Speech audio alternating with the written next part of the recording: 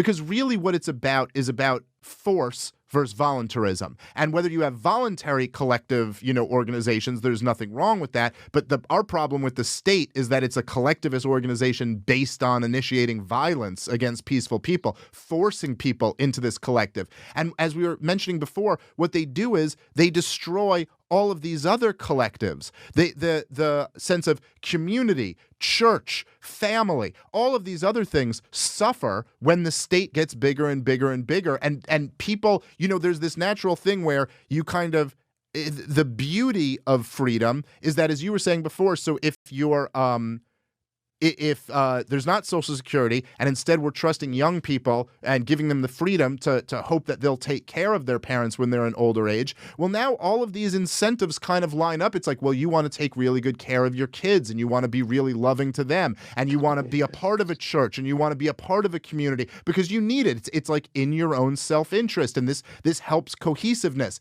And I think when the state comes in, it destroys so many of these institutions. It destroys our common culture. It destroys our common traditions. It destroys churches, communities, all of these things. And when you destroy all of these things, my guess is that this also leads to human despair and the rise in things like addiction. So I think it's really all related. And like what you were saying about alcoholism in the Soviet Union, it makes perfect sense to me. Of course, if you don't have these voluntary institutions, then yeah, human beings, we're not made to be isolated.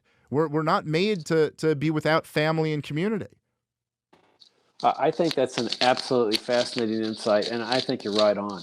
I mean, I think you're really onto something here. That with this massive state involvement in people's lives, they crowd out the values that most of us hold dear.